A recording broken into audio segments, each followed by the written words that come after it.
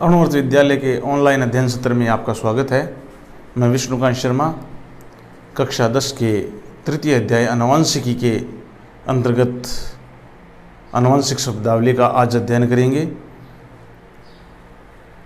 आनुवंशिकता के बारे में हमने पूर्व में जाना, उसकी कुछ शब्दावली है। मैंने आपको बताया था पूर्व में भी कि उसकी कुछ परिभाषाएं हैं जिनके आधार पर हम उसके शब्दों को जान सकते हैं। किसी भी विषय वस्तु को जानने के लिए उसके शब्दों से परिचय होना जरूरी है। तो आज उसी के अंतर्गत हम आगे चलते हैं। आनुवंशिक शब्दावली में हमने पिछले अध्ययन सत्र में 6 आनुवंशिक शब्दावली का अध्ययन किया था। आज उससे आगे प्रभावी लक्षण किसे कहते हैं? प्रभावी लक्षण वे लक्षण जो F1PD में प्रकट होते हैं प्रभावी लक्षण कहलाते हैं। जैसे F1PD में लंबापन प्रकट होता है तो वह प्रभावी है, अगर लाल रंग प्रकट हो रहा है तो वह प्रभावी है, या बोनापन प्रकट हो रहा है तो वह प्रभावी है। जो लक्षण F1PD में प्रकट होता है वो कौन सा लक्षण कहलाता है? प्रभावी लक्षण कहलाता है। वह लक्षण जो F1PD में प्रकट होते हैं क्या कहलाते हैं?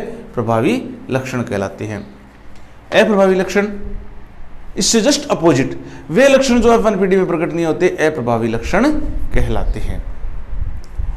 देखिए, ये दोनों परिभाषाएं एक दूसरे की पूरक है, एक प्रकार से उत्क्रमणीय अभिक्रियाएं हैं, एक दूसरे की उल्टी है। आप एक याद करोगे दूसरी अपने आप याद हो जाएगी। तो प्रभावी लक्षण वे लक्षण जो F1PD में प्रकट होते हैं प्रभावी लक्षण कहलाते हैं, और वे लक्षण जो F1PD में प्रकट नहीं होते अप्रभावी लक्षण कहलाते हैं। अब उसके बाद आता है एक संकर संकरण। वह संकरण जिसमें एक लक्षण की वंशागति का अध्ययन किया जाता है वह एक संकर संकरण कहलाता है। ऐसा संकरण जिसमें केवल एक ही लक्षण की वंशागति का, चाहे वह लंबापन है, चाहे बोनापन है, चाहे गोल बीज है, झुर्रीदार बीज है, एक ही लक्षण की, ऐसा संकरण जिसमें केवल एक ही लक्षण की वंशागति का अध्ययन किया जाता है एक संकर संकरण कहलाते हैं। उसके बाद अगला है द्विसंकर संकरण। ऐसा संकरण जिसमें 2 लक्षणों की वंशागति का अध्ययन किया जाता है द्विसंकर संकरण कहलाता है। मेंडल ने तो बहुत सारे प्रयोग किए थे, बहुत सारे संकरण किए, लेकिन आपके कोर्स में द्विसंकर संकरण तक है। परिभाषाएं तो उससे ज्यादा है, लेकिन कोर्स में जो संकरण दिए गए 2 ही हैं, एक संकर संकरण और द्विसंकर संकरण। तो चलिए पुनः एक बार रिपीट कर लेते हैं। वह संकरण जिसमें एक लक्षण की वंशागति का अध्ययन किया जाता है एक संकर संकरण कहलाता है। अब है द्विसंकर संकरण। ऐसा संकरण जिसमें 2 लक्षणों की वंशागति का अध्ययन किया जाता है द्विसंकर संकरण कहलाता है। फिर आया त्रिसंकर संकरण। ऐसा संकरण जिसमें 3 लक्षणों की वंशागति का अध्ययन किया जाता है। अब देखिए, ये रटने वाली चीज नहीं है, समझने वाली चीज है। 1 2 3, एक संकर संकरण, द्विसंकर संकरण और त्रिसंकरण। त्रि का मतलब 3। तो ऐसा संकरण जिसमें 3 लक्षणों की वंशागति का अध्ययन किया जाता है त्रिसंकरण संकरण कहलाता है। मैंने गलत लिख दिया, यहाँ बहुसंकर लिख दिया है, त्रिसंकर आएगा, सॉरी, भूल बस लिख दिया गया है, त्रिसंकर संकरण। तो ऐसा संकरण जिसमें 2 लक्षणों की वंशागति का अध्ययन द्विसंकर संकरण, और ऐसा संकरण जिसमें 3 लक्षणों की वंशागति का अध्ययन किया जाता है त्रिसंकर संकरण कहलाता है। उसके बाद है बहुसंकर संकरण। ये चारों परिभाषाएं एक दूसरे से जुड़ी हुई है। ऐसा संकरण जिसमें कई लक्षणों की, बहु का मतलब बहुत सारे, मैनी बोल सकते हैं जिसको बहु को, तो ऐसा संकरण जिसमें कई लक्षणों की वंशागति का अध्ययन किया जाता है बहुसंकर संकरण कहलाता है।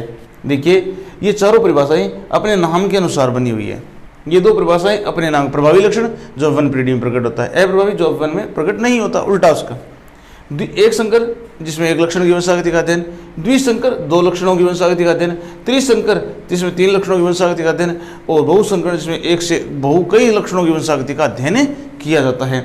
इस प्रकार ये हमने 6 परिभाषाएं पढ़ी हैं, और 6 परिभाषाएं हमें समझने के साथ याद हो जाएगी। जब आप ये वीडियो देखोगे, अगर आपने उसको गौर से देखोगे या देखा है, तो ये परिभाषाएं आपको देखते देखते ही याद हो जाएगी। अब चलते हैं उससे आगे। परीक्षण संकरण, जिसको टेस्ट क्रॉस भी बोलते हैं। परीक्षण का मतलब टेस्ट, संकरण का मतलब क्रॉस। तो परीक्षण संकरण है टेस्ट क्रॉस। वह संकरण जिसमें F1PD का संकरण अप्रभावी लक्षण वाले जनक के साथ किया जाता है परीक्षण संकरण कहलाता है। ऐसा संकरण जिसमें F1PD का संकरण अप्रभावी लक्षण वाले जनक के साथ किया जाता है परीक्षण संकरण कहलाता है। ऐसा संकरण जिसमें F1PD का संकरण अप्रभावी लक्षण वाले जनक के साथ किया जाता है परीक्षण संकरण कहलाते हैं। कहने का मतलब है F1PD का संकरण। अब F1PD से जो जनक प्राप्त हो रहा है उसका अप्रभावी लक्षण कौन सा हो गया? जैसे बोनापन है तो यह अप्रभावी लक्षण हो गया। तो उसके साथ क्रॉस किया जाता है। वह संकरण जिसमें F1PD का संकरण अप्रभावी लक्षण वाले जनक के साथ किया जाता है। फिर आया संकर पूर्वज या पश्च संकरण। ऐसा संकरण जिसमें F1PD का संकरण दोनों जनकों में से किसी एक के साथ किया जाता है, वह प्रभावी भी हो सकता है, रह प्रभावी भी हो सकता है। ऐसा संकरण जिसमें F1PD का संकरण, जैसे मान लीजिए ये प्रभावी है, रहे प्रभावी, दोनों का क्रॉस करवाया, ये प्रभावी लक्षण प्रकट हो गया, ये F1PD है, F1PD। अब ये TT F1PD, इसका अगर अप्रभावी के साथ क्रॉस कराएंगे, स्मॉल t अप्रभावी के साथ क्रॉस करेगा, कौन सा हो गया? परीक्षण संकरण। और इसका इन दोनों में से किसी के साथ करा दो, चाहे इसके साथ करा दो या इसके साथ करा दो, किसी के साथ करा दो, ये हो गया संकर पूर्वज। देखो याद करने का तरीका ये इस डायग्राम से आप याद कर सकते हो। भी शुद्ध लंबे शुद्ध बोनों का क्रॉस कराया, ये हमें F1PD प्राप्त हुआ। अब इसका अगर हम अप्रभावी के साथ कराते हैं तो परीक्षण संकरण, और दोनों में से किसी के साथ करवा दो तो संकर पूर्वज या पश्च संकरण कहलाता है। उसके बाद आया व्युत्क्रम संकरण। ऐसा संकरण जिसमें ए पादप को नर व बी पादप को मादा के रूप में प्रस्तुत किया जाता है। ए पादप कैपिटल टी है और बी को स्मॉल टी, दो संकरण साथ में चलते हैं इसमें, व्युत्क्रम संकरण। और दूसरे संकरण में ए पादप को मादा व बी पादप को नर, यानी उल्टा। इससे व्युत्क्रम का मतलब हो गया उल्टा। जैसे हमने लिखा 3/4 और इसका व्युत्क्रम क्या हो गया? 4/3। तो इस प्रकार व्युत्क्रम का मतलब क्या हो गया? सीधी सी परिभाषा है इसमें कि वह संकरण जिसमें ए पादप को नर और बी पादप को मादा माना गया, अगले संकरण में ए पादप को मादा और बी को नर माना गया, ऐसा संकरण क्या कहलाता है? व्युत्क्रम संकरण। इनको आपस में क्रॉस करवाते हैं। फिर है जनक पीढ़ी। संतति प्राप्त करने के लिए जिन पौधों में संकरण कराते हैं उसे जनक पीढ़ी कहते हैं। संतति प्राप्त करने के लिए, यानी जो हमें पादप चाहिए वो प्राप्त करने के लिए जिन पौधों में क्रॉस कराते हैं उसे क्या कहते हैं? जनक पीढ़ी कहते हैं। यानी पेरेंटल प्लांट्स या पेरेंटल फिलियल बोलते हैं इन्हें। तो जनक पीढ़ी कौन सी होगी? जो संतति प्राप्त करने के लिए जिन पौधों में संकरण कराते हैं वो क्या कहलाते हैं? जनक पीढ़ी कहलाते हैं। उसके बाद ये 4 छोटी छोटी परिभाषाएं और है जो इनसे ही जुड़ी हुई है, जो हम पीछे पढ़ के आए हैं। जैसे F1PD, पादपों में क्रॉस करवाने पर जो सर्वप्रथम हमें प्राप्त होता है, जो पौधे प्राप्त होते हैं, वो कौन सी पीढ़ी कहलाती है? F1PD। देखिए इन दोनों पादपों में क्रॉस करवाया तो जो हमें सर्वप्रथम जो पीढ़ी प्राप्त हुई क्या कहते हैं? F1PD। सर्वप्रथम पादपों में क्रॉस करवाने पर जो पहले पौधे प्राप्त होते हैं वो कौन सी होती है? F1PD। फिर है दूसरी F2PD। F1PD में पादपों को क्रॉस करवाने पर जो पौधे प्राप्त होते हैं वो F2PD होती है। जैसे अब ये इसके साथ कराएंगे, F1PD को इसके साथ क्रॉस करा रहे तो कौन सी पीढ़ी प्राप्त होगी? F2PD प्राप्त होगी। तो F1PD का स्वपरागण कराने पर या परपरागण कराने पर जो पीढ़ी प्राप्त होती है उसे क्या कहते हैं? F2PD। फिर आया एक संकर अनुपात। एक संकर संकरण से प्राप्त अनुपात को एक संकर अनुपात कहते हैं। एक संकर संकरण से प्राप्त अनुपात को, देखिए एक संकर संकरण में क्या एक लक्षण की व्यवस्था का अध्ययन किया था और यहाँ अनुपात की बात आ गई। तो एक संकर संकरण से प्राप्त अनुपात को एक संकर अनुपात कहते हैं। और द्विसंकर अनुपात किसे कहते हैं? द्विसंकर संकरण से प्राप्त अनुपात को द्विसंकर संकरण अनुपात कहते हैं, द्विसंकर अनुपात कहते हैं। तो हमने इन परिभाषाओं में जाना। परीक्षण संकरण, वही बात अप्रभावी लक्षण के साथ क्रॉस कराएंगे F1PD का। संकर पूर्वज में F1PD का प्रभावी या अप्रभावी दोनों में से किसी के साथ करवा सकते हैं।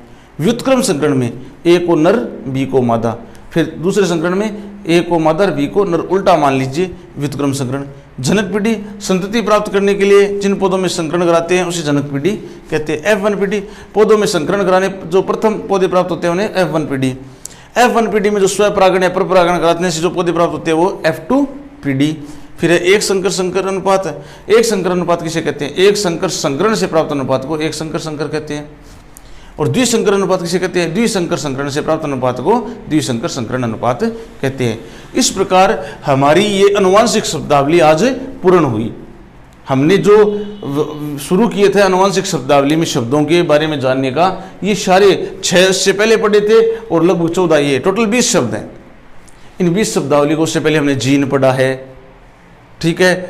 प्रभावी लक्षण से पहले की बात कर रहा हूँ मैं, जीन के बारे में पढ़ा है। इसके अलावा जो छोटे छोटे और शब्द थे उनके बारे में पढ़ा है। तो इन सब के बारे में आप एक बार वीडियो को देखते हुए रीडिंग लगाइए ताकि आपके हृदयंगम हो जाए। अब उससे आगे इसके नियमों के बारे में चर्चा होगी। कि मेंडल ने कौन से नियम दिए।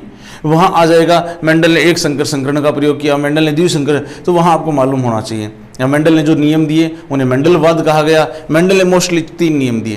पहला प्रभाविता का नियम, जो इनसे रिलेटेड है, इन दोनों परिभाषाओं से, अगर ये आपको याद है वो प्रभाविता का नियम समझ में आ गया।